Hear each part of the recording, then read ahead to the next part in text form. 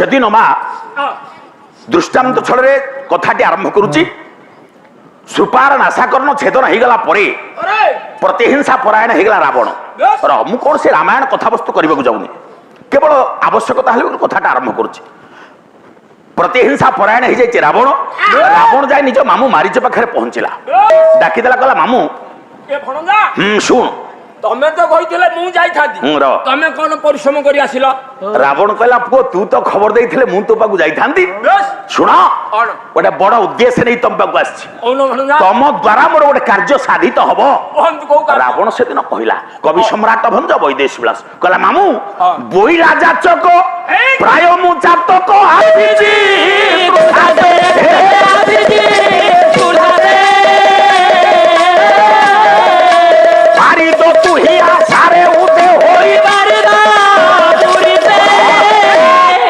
ମାମୁଁ ଗୋଟେ ତୃଷାର୍ଥ ଚାତକ ପକ୍ଷ ସଦୃଶ ଆସିଛି, ତୁ ଆଶାର ମେଘ ହେଇ ବର୍ଷଣ କଲେ ମୋ ତୃଷା ମେଣ୍ଟିବ। ତମେ କଣ କହୁଛ ମୁଁ କିଛି ବୁଝିପାରୁନି। ଶୁଣ, ତମକୁ ମୋର ନିର୍ଦ୍ଦେଶ ମାନିବାକୁ ହବ। କୋଉ କଥା? ତମେ ମାୟାରେ ଗୋଟେ ସ୍ୱର୍ଣ୍ଣ ମୃଗ ରୂପକୁ ଧାରଣ କରିବ। ପଞ୍ଚବଟୀ କୁଟୀର ଆଗରେ ସୀତାଙ୍କ ଦୃଷ୍ଟିରେ ଆସିଲା ଭଳି ଅଭିନୟ କରିବ। ଏ କଥା ଟିକିଏ ପରେ ଆପଣ ପହଞ୍ଚିବେ ଏ ଜୀବ ସାଧୁ ସଙ୍ଗ ବିନୁ ଲଭି ନ ପାରେ ମୋର। ଯାଅ। ଆଚ୍ଛା ଭଣଜା, ଇଏ ତମ ନିଜ ବୁଦ୍ଧି ନା ତମକୁ କିଏ ବୁଦ୍ଧି ଶିଖେ? ମାମୁଁ ଏତେ ସାହସ, ଇଏ ଦଶଗ୍ରୀବ ଦଶାନନ ସମ୍ରାଟ ରାବଣକୁ ନୀତି ଶିକ୍ଷା ଦେବାର ସାହସ ତ କିଏ ଦେଲା? ତରବାରୀ ବୋଇଲା ଅବଜ୍ଞା କରୁ ମୋର ଆଜ୍ଞା।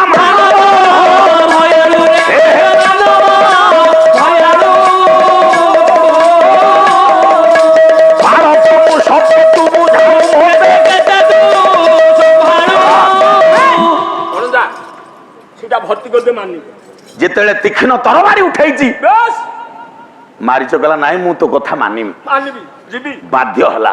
ଇଚ୍ଛା ନଥିଲେ ସୁଦ୍ଧା ରାବଣକୁ ଡରରେ ଭୟରେ ଭକ୍ତିରେ ସମ୍ମାନ ଜଣେଇ ସେଦିନ ପଞ୍ଚବଟୀ କୁଟୀର ଆଗରେ ଗୋଟେ ସ୍ୱର୍ଣ୍ଣ ମୃଗ ରୂପକୁ ଧାରଣ କରି ପରିଭ୍ରମଣ କରୁଛି। କୁଟୀର ଦ୍ୱାର ଦେଶରେ ଜଗଜ୍ଜନନୀ ମା ସୀତା ଥିଲେ। ସୀତାଙ୍କର ଦୃଷ୍ଟିଟା ସେ ସ୍ୱର୍ଣ୍ଣ ମୃଗ ଉପରେ ପଡିଗଲା। ମା ସୀତା ଆଜି ପ୍ରଭୁ ରାମଙ୍କ ପାଖରେ ପହଞ୍ଚି ଗଲେ। ରହ, କିଛି କାମ ନାହିଁ, ତୁ ବସ। ସ୍ୱାମୀ ଦେଖିଲେଣି ଗୋଟେ ପାଟ ଫୁଟେଇବି ଏଠି ମୁଁ, ତୁ ବସ, କିଛି କାମ ନାହିଁ, ରହ। ଦେଖିଲେ କେଡେ ସୁନ୍ଦର ମୁଗ, ଏଇ ପାଟ ଫୁଟେଇବୁ, ମୁଗ ନା ବିରି ବସୁନି। ସୀତା କହିଲେ ଟିକେ ସ୍ୱାମୀ ଦେଖିଲେ ଆପଣ ମାନଙ୍କର ସେଇ ଜଣାଶୁଣା ପଦ ଭଞ୍ଜ ସାହିତ୍ୟରୁ। ସୀତା କହିଲେ ସ୍ୱାମୀ ଟିକେ ଦେଖ ଦେଖ। କଣ କହିଲେ? କହିଲେ ବିଣା ଜିଣା ଭାସି ଶ୍ରୀରାମରେ ଭାସି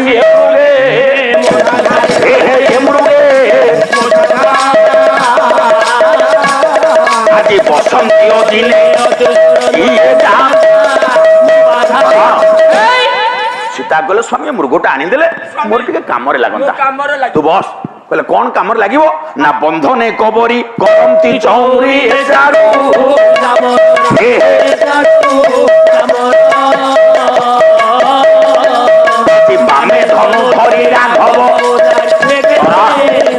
ସୀତାଙ୍କ କଥା ରକ୍ଷା କରି ପ୍ରଭୁ ରାମ ସେଦିନ ମାୟାମୃଗର ପଶ୍ଚାତ ଧାବନ କଲେ।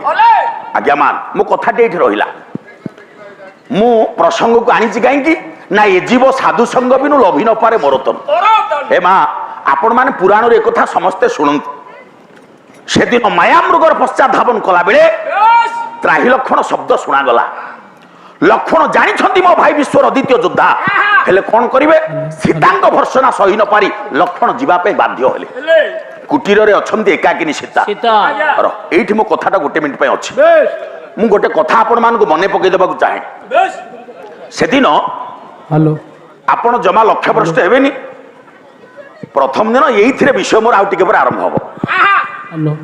ସେଦିନ ହିରଣ୍ୟକଶିପୁ ତା ପୁଅ ପ୍ରହ୍ଲାଦକୁ ବୁଝେଇଲା। ପ୍ରହ୍ଲାଦ କିନ୍ତୁ ନିଜ ଜିଦରେ ଅଟଳ। ସେ ତାର ଇଷ୍ଟ ମନ୍ତ୍ର ଓಂ ନମୋ ଭଗବତେ ବାସୁଦେବ ମନ୍ତ୍ର ଉଚ୍ଚାରଣ କଲା ବେଳେ ହିରଣ୍ୟକଶିପୁ ତାକୁ ବିରୋଧ କଲା। କହିଲା ଆଚ୍ଛା ପ୍ରହ୍ଲାଦ, ମୋର ଯେ ଚିର ଶତ୍ରୁ ତୁ ସେ ନାରାୟଣ ନାମଟା ବାରମ୍ବାର ମୋ ଆଗରେ ଉଚ୍ଚାରଣ କରୁଛୁ, ଆଉ ମୁଁ ପଚାରିଲେ ତୁ କୁଆଡେ କହୁଛୁ ତୋ ପ୍ରଭୁ ଅତ୍ର ତତ୍ର ସର୍ବତ୍ର ଅଛନ୍ତି। ଯଦି ସବୁଠି ତୋ ପ୍ରଭୁ ଅଛନ୍ତି, ଆଚ୍ଛା ପ୍ରହ୍ଲାଦ ଇଏ ଶୁଷ୍କ ସ୍ତମ୍ଭରେ ତୋ ପ୍ରଭୁ ଅଛନ୍ତି? ପ୍ରହ୍ଲାଦ ହସିଲା, କହିଲା ବାପା ଆପଣ ଏବେ ଏଇ ମୁହୂର୍ତ୍ତରେ ପରୀକ୍ଷା କରିକି ଦେଖନ୍ତୁ ତ, ଏହି ସ୍ତମ୍ଭରେ ଦେଲେ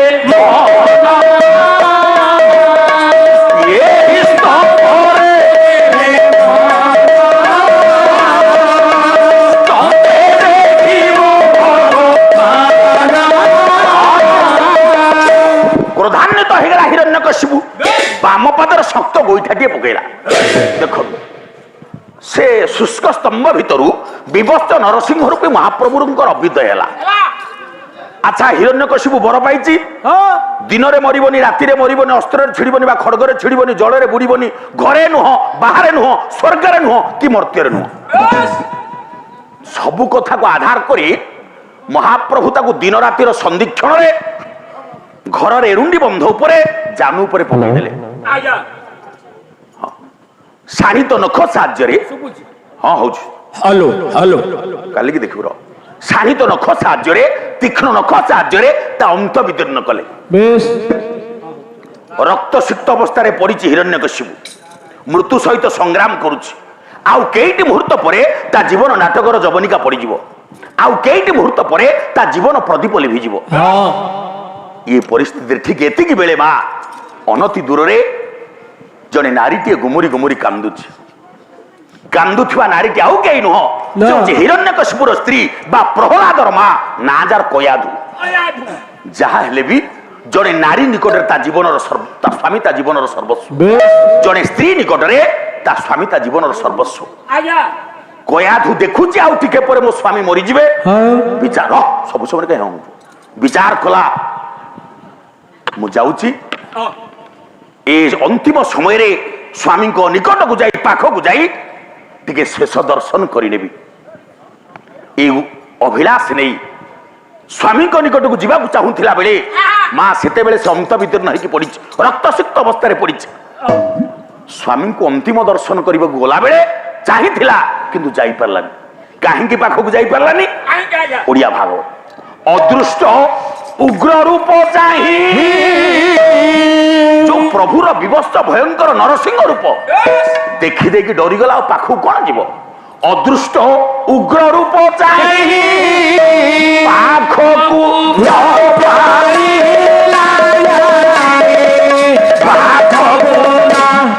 ଚାହିଁଥିଲା ସ୍ୱାମୀଙ୍କ ନିକଟକୁ ଯାଇ ଟିକେ ଶେଷ ଦର୍ଶନ କରିବ, ଯାଇପାରିଲାନି।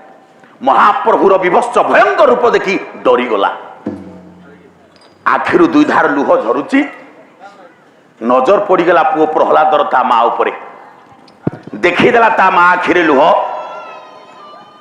ହାତ ଯୋଡ଼ିଦେଲା। ପ୍ରହ୍ଲାଦ କହିଲା, ମା ତୁ ଆଖିରେ ଲୁହ, ତୁ କାନ୍ଦୁଛୁ? ଚମକି ପଡିଲା ସେଦିନ କୟାଧୁ। କହିଲା, ଚୁପ୍ କର, ତୁ ଏ ବେଳରେ ମତେ ମା ଡାକିବୁ ସାହସ କେମିତି କଲୁ? ଦେଖନ୍ତୁ ମା, ଗୋଟେ ମାତୃହୃଦୟର ଆବେଗ, ଗୋଟେ ମାର ଅନ୍ତର୍ବେଦନା। ପ୍ରହ୍ଲାଦ କହିଲା, ମା ତୁ ଆଖିରେ ଲୁହ? କହିଲା, ଆରେ ଶୁଣ, ତୋ ଭଳିଆ ଯେ ଗୋଟେ କୁଳାଙ୍ଗାର ପୁଅ ମୋ ଗର୍ଭରୁ ଜନ୍ମ ହବ, ମୁଁ ଏକଥା ସ୍ୱପ୍ନରେ ସୁଦ୍ଧା ଭାବିନଥିଲି। ଅପ୍ରିୟ ସତ କଥା ତା ମା ସେଦିନ କହିଛି। ସେଦିନର ପୁରାଣକୁ ଆଜିକାଲି ଗବେଷକ ଭିନ୍ନ ଶୈଳୀକୁ ନେଇ ଆସିଲେଣି। ସେଦିନ କୟାଧୁ ପ୍ରହ୍ଲାଦ କହିଲା, ଶୁଣ, ତୋ ଭଳିଆ ଯେ ଗୋଟେ କୁଳାଙ୍ଗାର ପୁଅ ମୋ ଗର୍ଭରୁ ଜନ୍ମ ହବ, ମୁଁ ଏକଥା ସ୍ୱପ୍ନରେ ଭାବିନଥିଲି। ନା ମା, ଏତେ ବଡ କଥା କଣ ପାଇଁ କହିଲୁ? ନା ରେ ଶୁଣ, ଜଗତରେ ତୋ ଭଳିଆ ପୁଅ କିଏ ଅଛି ଯେ ଗୋଟେ ଶତ୍ରୁ ଡାକି ତା ବାପାକୁ ମାରି ମାକୁ ବିଧବା କରିପାରେ? ଆଉ ଟିକେ ପରେ ମଥାର ସିନ୍ଦୁର ଲିଭିଯିବ। ଆଉ ଟିକେ ପରେ ମୋ ହାତର ସଂଖ୍ୟା ଚାଲିଯିବ। ଗୋଟେ ନାରୀ ଜୀବନର ସର୍ବସ୍ୱ ଚାଲି ଯାଉଥିଲା ବେଳେ ତୁ କୋଉ ଖୁସିରେ ମତେ ମା ଡାକୁଛୁ? ପ୍ରହ୍ଲାଦ ଜାଣିଦେଲା ମାର ଅନ୍ତର୍ବ୍ୟଥନା। ମାର ଅନ୍ତର୍ବ୍ୟଥା ବା ଅନ୍ତର୍ବ୍ୟଥାକୁ ଜାଣି ହାତ ଯୋଡ଼ିଦେଲା। କହିଲା, ମା ମତେ କ୍ଷମା କରିଦିଏ, କ୍ଷମା କରିଦିଏ। ଆଜିର ବେଳରେ ତୁ ଆଖିର ଲୁହ ପରିବର୍ତ୍ତେ ମୁଁ ଟିକେ ତୋ ମୁହଁରେ ହସ ଦେଖିବାକୁ ଚାହେଁ। କୟାଧୁ କହିଲା, କଣ କହିଲୁ? ମୋର ସବୁ ସୁଖ ସୁରି ତୁଟି ଯାଉଥିଲା ବେଳେ ତୁ ମୋ ମୁହଁରେ ହସ ଦେଇପାରିବୁ? ନା ହଁ ମା। ନା ତେବେ ସତ୍ୟ କର। ପ୍ରହ୍ଲାଦ କହିଲା, ଠିକ ଅଛି ମା, ମୁଁ ସତ୍ୟ ସତ୍ୟ ତ୍ରିବାର ସତ୍ୟ କରୁଛି, ତୁ ଯାହା କହିବୁ ମୁଁ ତୋ କଥା ରଖିବି।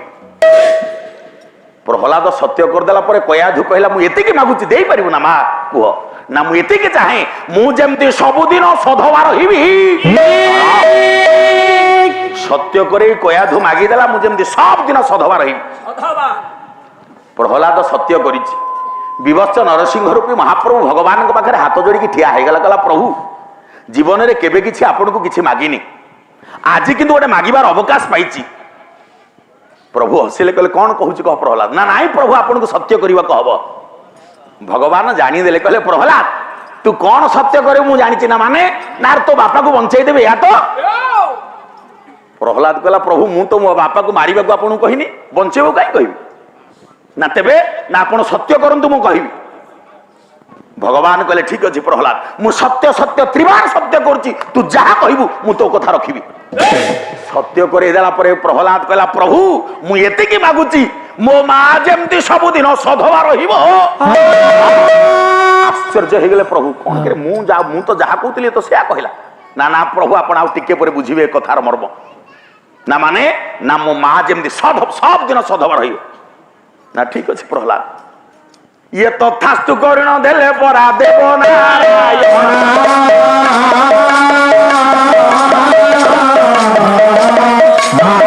ବିସ୍ମୟ ହୋଇ ଚାହିଁଲା ପରା ପ୍ରହ୍ଲାଦ ପ୍ରଭୁ ସିନା ତଥାସ୍ତୁ କରିଦେଲେ ପ୍ରହ୍ଲାଦର ବିଶ୍ୱାସ ହେଲାନି ପ୍ରହ୍ଲାଦ କହିଲା ପ୍ରଭୁ ମୁଁ ଜାଣିଛି ଆପଣ କପଟି ମୋ ବାପା ଅନ୍ତବିଦୀର୍ଣ୍ଣ ହେଇକି ପଡିଛନ୍ତି ଆଉ ଟିକେ ପରେ ମରିବେ ମୁଁ ମାଗିଦେଲି ମୋ ମା ଚିର ସଧବା ରହିବ ଆପଣ ମିଛରେ ତଥାସ୍ତୁ କରିଦେଲେ ଭଗବାନ ଟିକେ ହସିଲେ କହିଲେ ପ୍ରହ୍ଲାଦ ଆରେ ତୋତେ ଯେତେବେଳେ କଥା ଦେଇ ସାରିଲିଣି ଆଉ କଣ ସେ କଥା ଭୁଲ ହବ ମୁଁ ଜାଣିଛି ତୋ ବାପାଟା ମୋର ନିନ୍ଦୁକ ମୁଁ ଜାଣିଛି ତୋ ବାପାଟା ମୋର ଦ୍ରୋହୀ ଆଉ ଟିକେ ପରେ ତୋ ବାପାର ଏ ଶରୀରକୁ ମୁଁ ଫିଙ୍ଗି ଦେଇଥିଲେ ସେ ଶବ ପାଲଟି ଯାଇସାରନ୍ତା ତୋତେ ଯେତେବେଳେ କଥା ଦେଇ ସାରିଲିଣି ଇଏ ମୋର ନିନ୍ଦୁକ ହେଲେ ବି ଆଜିଠାରୁ ପରା ସବୁଦିନ ଯାଏ ଜାଗୁରେ ପୂଜା ପାଇବା ভবিষ্যতে তো মা পোড়াকে কেবে চিরঞ্জীবী করে দৌছি তো বাপা যাবৎ সূর্য চন্দ্র থিবা পর্যন্ত ইয়ে মোরি জানুরে রহি পূজা পাইব চিরঞ্জীবী করে দৌছি কহিবার উদ্দেশ্য जो हिरण्यकशिपु एते बड़ प्रभुर निंदुक एते बड़ प्रभुर द्रोही अंतिम बेले से एते भाग्यवान हो गला जे महाप्रभु अंगरे मिशी तल्लीन हो गला जुग जुग पे पूजा पाइला ताले प्रभु सांगरे मिशिबार कारण ना प्रहलाद भली जने योग्य हरिभक्त पुओ संस्पर्श आसीबा हेतु प्रहलाद भली जने श्रेष्ठ हरिभक्त पुओ सानिध्य रे आसीबा हेतु ये प्रभु निंदुक हेले भी शेषरे प्रभु को पाई गला ये जीव साधु संबिनु ए लभिनो आज्ञा मान सेदिन नारदंग संस्पर्श राशि दस्यु रत्नाकर वाल्मीकि हेला बेले प्रहलाद सानिध्य राशि हिरण्यकशिपु भगवान को पाइला बेले प्रसंगटी छोटिया कथाटी आरंभ करथिले कुटीर अछंती सीता रावण आसिला सीता को चोरी करके नहीं गला आपण माने पुराण रे कथा सुनिछन मां पुराण रे हमें कोन शिखिले पुराण ए समाज कोन देला 5 दिन पाला आपण उपभोग करिवे प्रतिपक्ष रे श्रद्धेय अनुज प्रतिम रविंद्र बाबू अछन देखिबा पाला को भाली होउची आ को बाटरे कथा जाउची सेदिन देखंतु रावण सीता को चोरी करी नैछि पुष्पक जान रे आकाश मार्ग रे नेला बेले रावण र जीवा रास्ता रे रावण र गति पथ रे रावण को प्रतिवाद करची जणे किया क्या हो ये संस्कृति रो ओरे निकृष्ट पखीटी जटाई रो अच्छा मां जटाई रो स्वार्थ कोन थिला सी कहीं जीवन को बाजे लगे देला रावण सीता को नेले केते गले केते सी कहीं मरिबा को पछैलानी मन करंतु आजिर डेट रे आपनकर जगतसिंहपुर बाजार रे जने निशाशक्त मद्यप युवक हाथ रे भुजाटे धरी जन को अन्याय रे गोडे गोडे आक्रमण करूची आमे 10 जन देखुथिलो सुद्धा केही ताकू विरोध करिबानी काहे कि नाम समस्त जीवन को भय काले से लोकटी आमर किछि क्षति कर दबो अन्याय हेउची जानी सुनी आज आमे नीरव द्रष्टा मुझे पार्लारे सांप्रतिक कथा मध्य आवश्यकता अच्छे मो अतीतर आम पुरी जिलार गोटे कथा आपन को मन पकाउछि से दिन 2007 नवेम्बर 3 तारिख कोणार्क अंचल जड़े नवविवाहिता झीटी जड़े आत्मीय सहित कोणार्क दर्शन सारी पुरी फेरुछि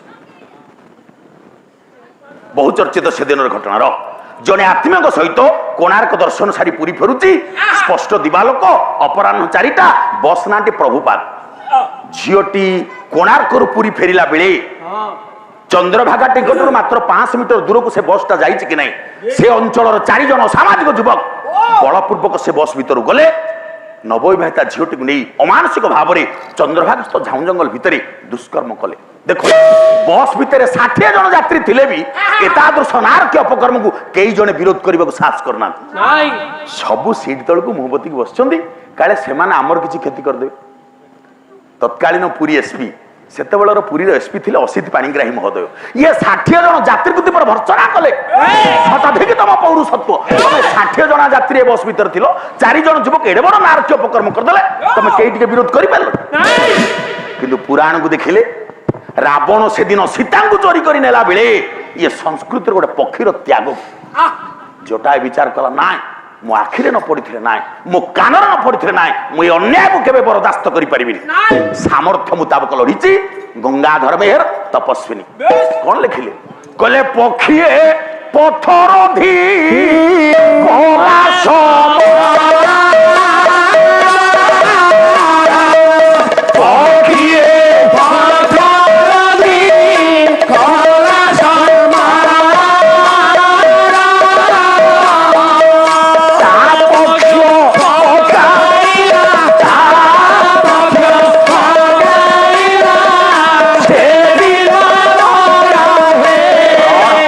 ଶେଷରେ ରାବଣ ତାର ଶାଣିତ ଚନ୍ଦ୍ରହାସ ତରବାରରେ ଜଟାୟୁର ପକ୍ଷ ଛେଦନ କରିକି ପକେଇଛି। ଦେଖନ୍ତୁ କେତେ ବଡ ତ୍ୟାଗ କରିଛି ଗୋଟେ ପକ୍ଷୀ। ପକ୍ଷ ଛେଦିତ ଅବସ୍ଥାରେ ପଡିଛନ୍ତି, ରକ୍ତସିକ୍ତ ଅବସ୍ଥାରେ ପଡିଛନ୍ତି ଜଟାୟୁ। ଇଏ ସବ ଦେଖୁଛନ୍ତି ଆକାଶ ମାର୍ଗର ସୀତା। ସୀତାଙ୍କ ଆଖିରୁ ଦୁଇଧାର ଲୁହ ଝରିଗଲା। କହିଲେ ହାୟ ଜଟାୟୁ, ତମେ କଣ ପାଇଁ ଏତେ ବଡ ତ୍ୟାଗ କଲ? ମରିବାକୁ ବି ପଛେଇଲନି। ତମ ଦାନର ମୁଁ ପ୍ରତିଦାନ କଣ ଦେଇପାରେ? ଏତେ ବଡ ଉପକାର ମୁଁ ପ୍ରତି ଉପକାର କଣ କରିପାରେ? ମୋ ପାଖରେ ତ କିଛି ନାହିଁ। ତଥାପି ହେ ମା ସୀତା କହିଲେ, ଜଟାୟୁ ତମ ଦାନର ବା ତମ ଉପକାର ତ ମୁଁ ସୁଝି ପାରିବିନି, କିନ୍ତୁ ଗଲାବେଳେ ତମକୁ ଏତିକି ଦେଇ ଦେଇକି ଯାଉଛି। କଣ ସେଦିନ ସୀତା ଦେଲେ? ପାଖରେ ତ କିଛି ନଥିଲା, ରାବଣ ତ ନେଇକି ଯାଉଛି। କଣ ଦେଲେ? କବି ସମ୍ରାଟ ଭଞ୍ଜ ବୈଦେଶୀ ବିଳାସ କହିଲେ, ବସୁ ପୁଷ୍ପ করে বাবু আসিবারে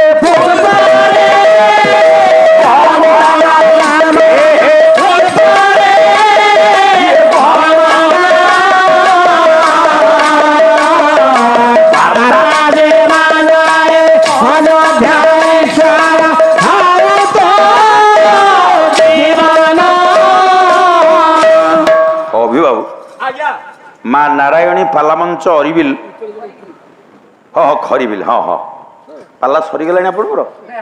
ଆଗାମୀ ଦିନରେ ହବ। ହଉ ଯାହା ହଉ ଶ୍ରଦ୍ଧାପୂର୍ବକ 100 ଟଙ୍କା ପ୍ରଦାନ କରିଛନ୍ତି। ତାଙ୍କର ପାଲା ଏପ୍ରିଲ 1ରୁ 4 ଦିନ ପାଲା ଅନୁଷ୍ଠିତ ହବ। ଦ୍ୱୟ ଗାୟକ ହେଲେ ଗାୟକ ଯୁବ ସମ୍ରାଟ ନୃସିଂହ ଚରଣ ହୋତା ଏବଂ ମୁରଲୀ ମୋହନ ସାହୁ।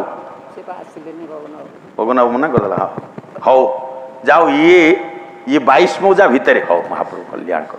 এইভাবে পরস্পর সংহতি সংস্কৃতি বঞ্চাই রক্ষা দিগরে এভাবে ভাবে বলিষ্ঠ পদক্ষেপ নিয়েছেন। আপনার এই যে পদক্ষেপক মু নিশ্চিত ভাবে অন্তর গভীরতম প্রদেশর কৃতজ্ঞতা পূর্বক সাধুবাদ জনাওছি। প্রতি মঞ্চ সহিত প্রতি মঞ্চর সুসম্পর্ক সহিত এভাবে গোটে ভাবর আদান প্রদান সংস্কৃতি বঞ্চাই রক্ষা দিগরে আপনার যে প্রতিবদ্ধতা এমতি সুদৃঢ় রহু। মহাপ্রভু সে খরিবিল মঞ্চর সমস্ত উদ্যোক্তা বন্ধুমানଙ୍କର সর্ববিধ কল্যাণ সাধন করন্তু, আনন্দ প্রদান করন্তু। বলন্তু সর্বে আনন্দে কবার হরি বল। হৌ ধীর বর ধীমন্ত মণ্ডলী বস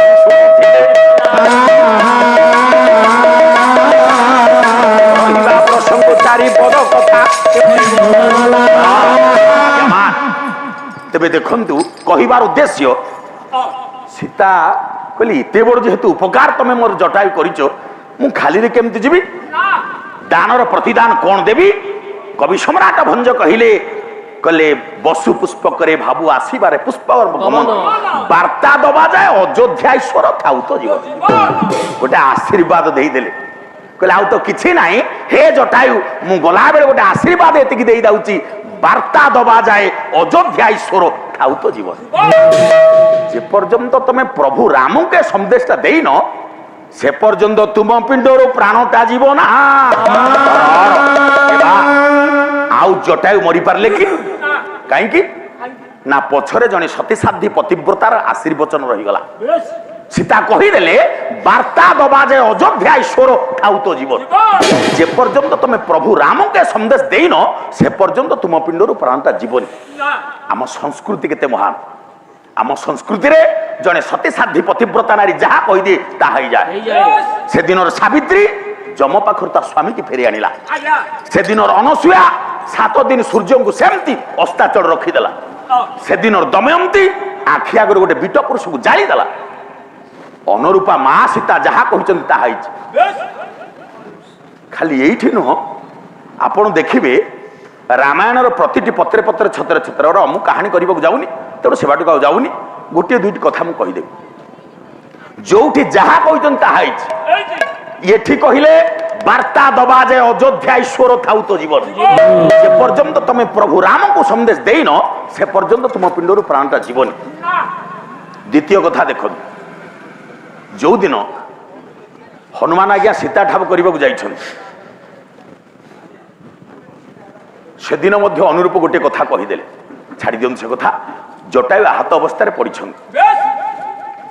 ଜଟାୟୁ କାନରେ କଥା ବାଜିଲା, କହିଲେ କଣ ପାଇଁ ମା ଏମିତି ଗୋଟେ ଆଶୀର୍ବାଦ ଦେଲ? ବରଂ ଯେତେ ଶୀଘ୍ର ମରି ଯାଇଥାନ୍ତି ଭଲ ହେଇଥାନ୍ତା। କେତେବେଳେ ପ୍ରଭୁ ଆସିବେ ସନ୍ଦେଶ ଦେଲେ ମୁଁ ମରିବି। ପୁଣି ମନକୁ ମନ ବିଚାର କଲେ, ଅହୋ ଭାଗ୍ୟ, ଯିଏ ମରିବା ପୂର୍ବରୁ ପରମବ୍ରହ୍ମ ରାମକୁ ଦର୍ଶନ କରିକି ମରିବ ତାଠାରୁ ଭାଗ୍ୟବାନ ଏ ସଂସାରରେ କଣ ଅଛି ବା କିଏ ଅଛି? କାରଣ ବେଳେ ବେଳେ ଆଜ୍ଞାମାନ ଯୋଉମାନେ ନିଷ୍କାମ ଭକ୍ତ କିଛି ମାଗି ନଥିବେ, କିଛି କାମନା କରୁନଥିବେ, କିଛି ଚାହିଁ ନଥିବେ, ତାଙ୍କ ଉପରେ ସ୍ୱତଃ ଭଗବାନଙ୍କର କୃପା ଝରି ପଡିବ।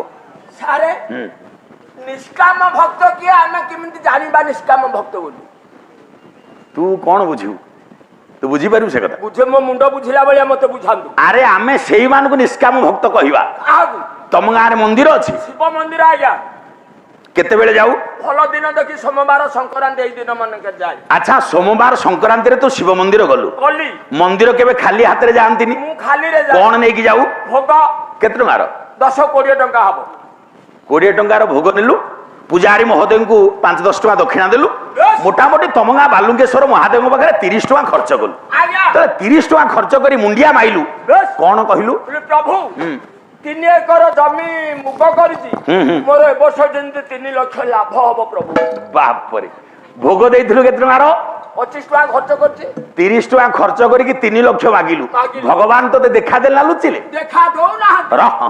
ସେଇଥିପାଇଁ ଓଡିଆ ଭାଗବତରେ ଜଗନ୍ନାଥ ଦାସ ଲେଖିଲେ, କଣ କହିଲେ? ଫଳ ଲୋଭେ ଯେ করে কর্ম কর্মে তা হুয়ে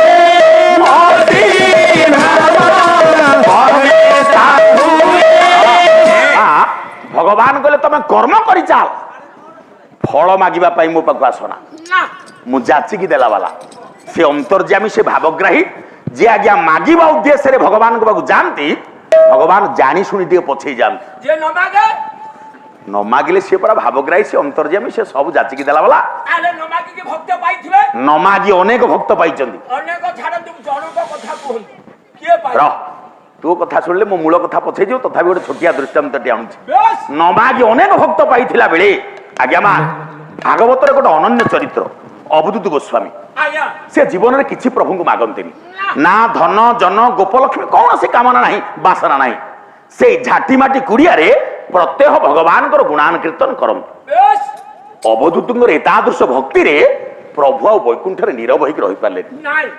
ভগবান নারায়ণ মা বৈকুণ্ঠ ছাড়ি অবধূতଙ୍କ পাখରେ পৌঁছি গলে।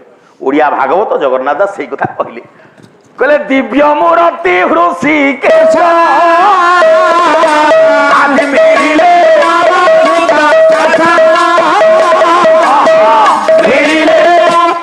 ভগবান নারায়ণ বৈকুণ্ঠ ছাড়িকি আসিকি পৌঁছি গলে। অদ্ভুত অদ্ভুত। আজ্ঞা আজ্ঞা, আখি খোলে দেখে মু কি আসছি। আপন স্বয়ং ষষ্ঠা চতুর্ধা মূর্তি নারায়ণ বর্তমান বৈকুণ্ঠରୁ আসি বসରୁ ওহ্লেইলি। হে হে, চতুর্ধা মূর্তি নারায়ণ মানে বুঝিপাইলি? চতুর্ধা মূর্তি ভাବରେ আসছি। দেখে গোটে হাতের চক্র, আজ্ঞা, ଆଉ গোটে হাতের গদা। আচ্ছা, দিটা হাত সিনা দেখিলে আউ দিটা হাত ভলরে লক্ষ্য করে তଳେ ওহଳିଛି। আচ্ছা, আপন কুয়াড়ে আসিলে? তো ভক্তিরে সন্তুষ্ট তোতে বর দেবা পাই আসিলা, বৈকুণ্ঠরে রহি পারলি। প্রভু কলে অবধূত তো ভক্তিরে সন্তুষ্ট মু তোতে বর দেবাকু আসছি। অবধূত আশ্চর্য হয়ে গেলে, কলে আচ্ছা মু তো প্রভুকে এঠিকে আসবাকু ডাকিনি, না কি কিছু মাগিবা উদ্দেশ্যে বি ডাকিনি, ইয়ে মনকু মন আসছেন পুনি কোন বর দেবে? অবধূত পচার দেলে, কলে প্রভু কি বর দব? যাহা মাগিবু দেবি। ভগবান কলে অবধূত যাহা মাগিবু আম্ভে দবু চাহিলে বৈকুণ্ঠে বাসিবু চাহিলে বৈকুণ্ঠে বলে যাহা মাগিবু আম্ভে দবু চাহিলে বৈকুণ্ঠে বসিবু। আচ্ছা আচ্ছা মো সাঙ্গরা কুয়াড়ে ଯିବା? তহসলি তহସିଲି ଯିବା। কোন পাই? তো নারে বৈকুণ্ঠটা রেজিস্ট্রি করদেবি। র আপন মতে বৈকুণ্ঠ দেই পারিবে? দেই পারিবি সেই ক্যাপাসিটি মোর ଅଛି। রে সেটা ক্যাপাসিটি। বুঝুছি হ্যাঁ তম মানব ভাষারে হেলা ক্যাপাসিটি হ্যাঁ আম দেব ভাষারে হচ্ছে ক্যাপাসিটি। তোমার বহুত অনুসার লাগুଛି ଆଉ ର কলে যাহা মাগিব আম্ভে দবু চাহিলে বৈকুণ্ঠে বসিবু। বসিবু অবধূত বিচার কলে মোর বৈকুণ্ঠ কোন হব? ମୁଁ ଯଦି ବୈକୁଣ୍ଠ ପାଇଯିବି ବିଭବ ପାଇଯିବି ପ୍ରାଚୁର୍ଯ୍ୟ ପାଇଯିବି ଆଉ ଆଗ ଭଳିଆ ପ୍ରଭୁଙ୍କୁ ଡାକିବାର ଇଚ୍ଛା ହବ? না ବରଂ ଏବେ ଏଇ ଝାଟି ମାଟି କୁଡ଼ିଆରେ ସବୁଦିନ ଡାକୁଛି ପରମାନନ୍ଦ ଲାଭ କରୁଛି ମୋର ବୈକୁଣ୍ଠ କଣ ହବ? ମୋ ପାଇଁ ସ୍ୱର୍ଗ ଯେତିକି ମୋ ପାଇଁ ନରକ ସେତିକି। ଉତ୍ତର ଛଳରେ ଅବଧୂତ କହିଲେ ପ୍ରଭୁ ଇଏ ସ୍ୱର୍ଗ ନରକ ବେନି ବାଣୀ ଆଉ ତାହା ମୁଁ ଏକ ଭାବେ ଜାଣି ତାହା ମୁଁ ଦୟାକରି ଯାଆନ୍ତୁ ମୋର ବୈକୁଣ୍ଠ ଦରକାର ନାହିଁ। বৈকুণ্ঠ নবুনি ନା ননে আসে ଯିବା। ଆଉ କୁଆଡେ ଯିବା? স্বর্গକୁ ଯିବା। କାହିଁକି? ইন্দ্র পদ দেই স্বর্গের ইন্দ্র হইଯିବୁ। ଆପଣ ମତେ ଇନ୍ଦ୍ର କରେଇଦେବେ? ইন্দ্র করাই দেবি। ର ର ର এই চান্স ছাড়ো না। ରହୁଣୁ କାହିଁ ସେମିତି? ଅବଧୂତ ବିଚାର କଲେ ଅ, କହିଲେ ଥରେ ପରା ପ୍ରହ୍ଲାଦ ଇନ୍ଦ୍ର ହେଇଥିଲା ଯେ ଭଗବାନଙ୍କୁ ଚିହ୍ନି ପାଇଲାନି। না ଆଚ୍ଛା ମୁଁ ଯଦି ଇନ୍ଦ୍ର ହେଇଯିବି ଆଉ ଆଗ ଭଳିଆ ଭଗବାନଙ୍କୁ ଡାକିବାର ଇଚ୍ଛା ହବ ନା? ସେ ପ୍ରଭୁ ପ୍ରତି ସେଇ ଭକ୍ତି ମୋର ଆସିବ? নাই ଉତ୍ତର ଛଳରେ ସେଦିନ ଅବଧୂତ କହିଲେ ପ୍ରଭୁ ଇଏ ମୁଁ ନୁହେଁ ଭକ୍ତ ପ୍ରହ୍ଲାଦ ତୋତେ ମାଗିବି ଇନ୍ଦ୍ର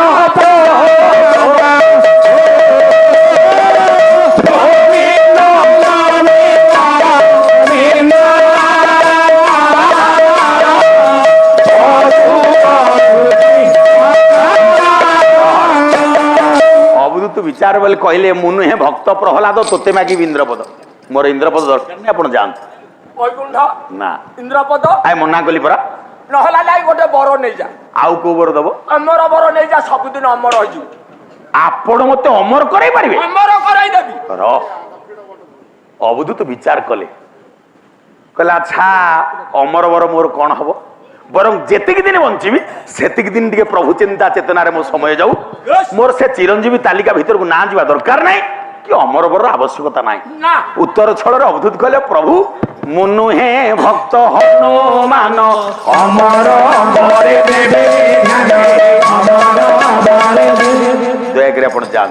বৈকুণ্ঠ না ইন্দ্রপদ মନା কলি পরা অমর বর আই মোর কিছু দরকার নাই তুমি যা। তু সিনা মনা করলে তুও মন ভাব মু জানুଛୁ। মানে মু দଉଛୁ ମଧ୍ୟ ତୋ ମନକୁ ପାଉନି। ଆଜ୍ଞା ଗୋଟେ କାମ କରେ ହୁଁ ମୁଁ ଦଉଛୁ ତୋ ମନକୁ ପାଉନି ତୁ ମାଗେ ମୁଁ ଦେବି।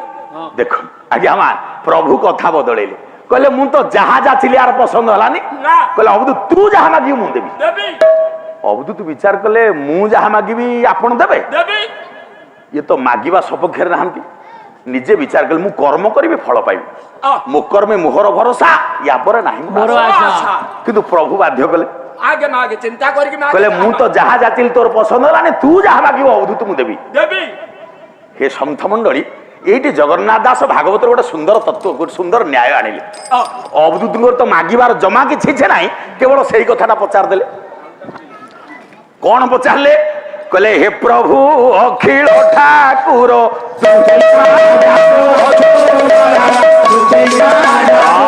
হে প্রভু অখিল ঠাকুর তু কিংবা যাচু অছু বর? কোন প্রভুଙ୍କୁ তু বলি কহিলু?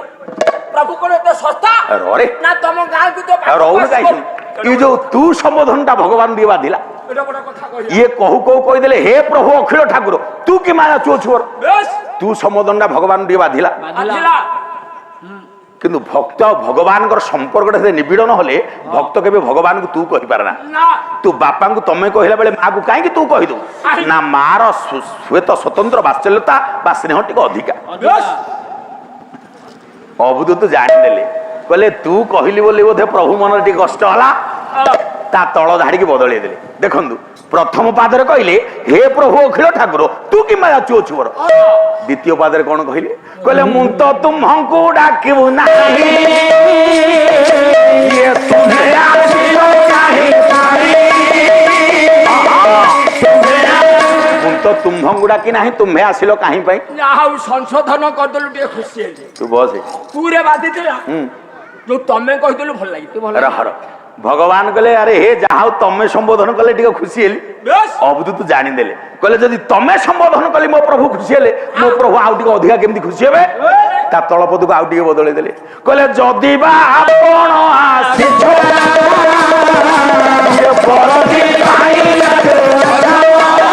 ଯଦି ବା ଆପଣ ଆସିଛ ବର କି ପାଇଁ ଯାଚୁଅଛ।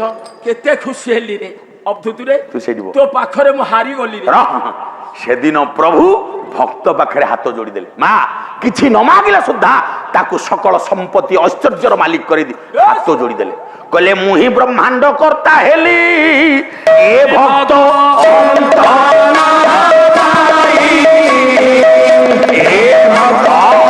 ମୁଁ ହିଁ ବ୍ରହ୍ମାଣ୍ଡ କର୍ତ୍ତା ହେଲି ଏ ଭକ୍ତ ନ ପାଇଲି।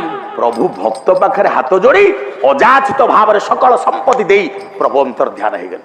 କାହିଁ ଏତେ କଥା କହିଲି ନା ଏମିତି କିଛି ଭକ୍ତ ଅଛନ୍ତି ଯିଏ ବେଳେ ବେଳେ କିଛି ଚାହିଁ ନଥିବେ ଆଶା ବି କରିନଥିବେ କିନ୍ତୁ ପ୍ରଭୁର କୃପା ତା ଉପରେ ଝରି ପଡ଼ିବ। ଆଜ୍ଞା दर्शक बंधु आम प्रोग्रामटी आपको केमती लगला यार मतामत दिंतु लाइक करूँ शेयर करूँ आ हाँ सब्सक्राइब करने को केवे भूलु। रोची नमस्कार।